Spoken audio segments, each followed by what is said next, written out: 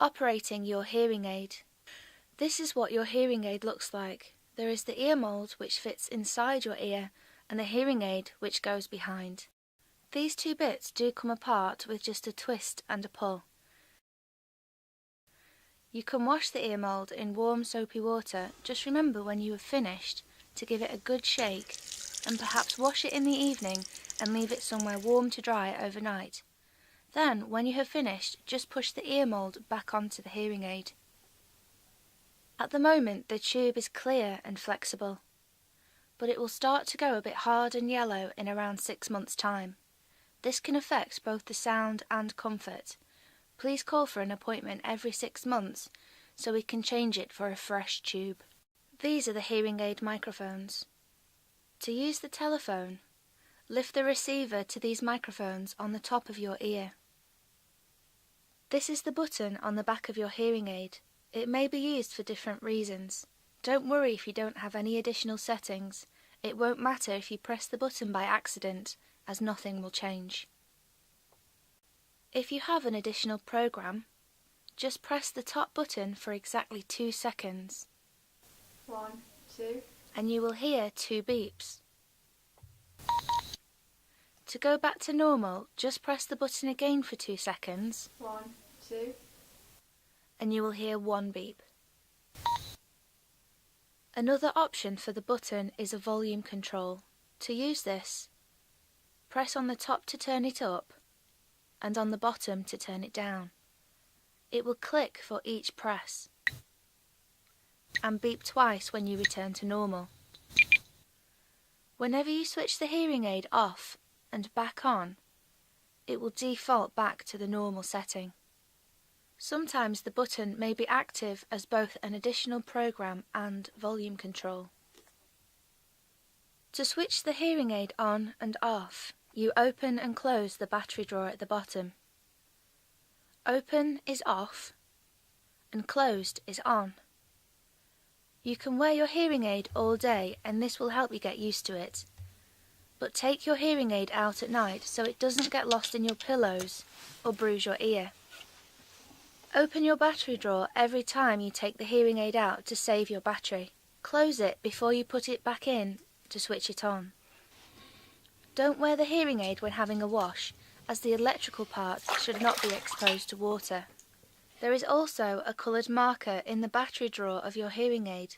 The red marker indicates a right hearing aid and the blue marker is for the left.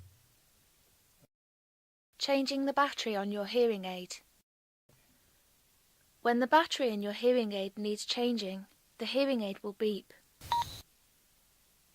To change it, open up the battery drawer fully and lift the battery out. Take a new battery out of the packet and peel off the sticker. The battery will only go in one way, so just make sure you get the flat, positive side facing upwards. If you get it wrong, it will be difficult to close, so don't force it, but turn it over and try again.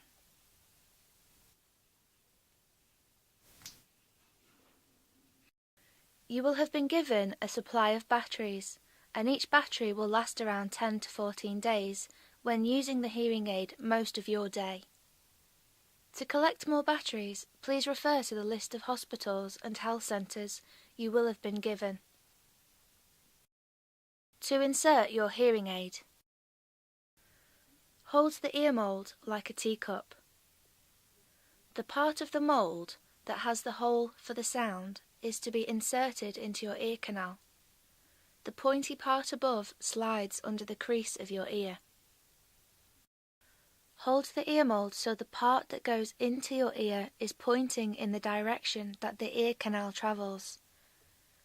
Insert the 2 points into the ear before pressing the rest of the mould flat into your ear. At this point you may need to pull down on your earlobe so you can push the mould in. Lift the hearing aid up high enough to hook it over your ear. It will rest on your ear in a similar place to where your glasses would sit. If you have problems with your hearing aid, if your hearing aid is not working, then one of the first things to try is a fresh battery. It could be the ear mold is blocked with wax, so try cleaning it, or clear the blockage using a paper clip or similar. Sometimes moisture in the tube can also stop the hearing aid from working. This can be removed by giving the ear mold a good shake. If your hearing aid is whistling, please make sure you have inserted your ear mold correctly. If the ear mold is very loose, then this can also cause whistling, and we may need to make a new one. You will need to make an appointment on the repairs clinic to have another impression taken. Also, ask your GP to check your ears for wax, as this may also be the problem. If you are still having problems, then please call the department and we can make you an appointment.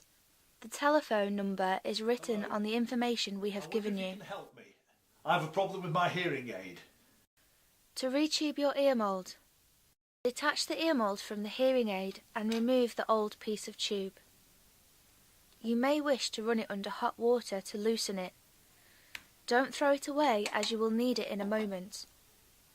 Cut the new piece of tubing to a point. From the outside of the ear mold, push the tubing through until it comes out the other side. If your ear mold has 2 holes, then always push the tube through the top hole. The other one will be a vent. Pull the tube until the curve reaches the entrance to the tube hole. Trim the end of the tube. Measure the tube to the right length by using the old piece you saved earlier. Attach the ear mold back to the hearing aid. For hearing aids fitted with a corder, this is the corder and dome, and this is the hearing aid that goes behind your ear. The corder and dome will need changing at least every 6 months. To take the corder off, just pull it from the top of the hearing aid. The new one just pushes back in. You will be issued with a cleaning wire, and when the corder is detached, you can push the cleaning wire through the corder to clear it out if necessary. To put the corder in, hook the hearing aid over the back of your ear. Push the dome inside your ear. Tuck the tail of the corder just inside the bowl of your ear, and this will help to hold it in place. To check the dome is in deep enough, press on the tube until it is flat against your ear.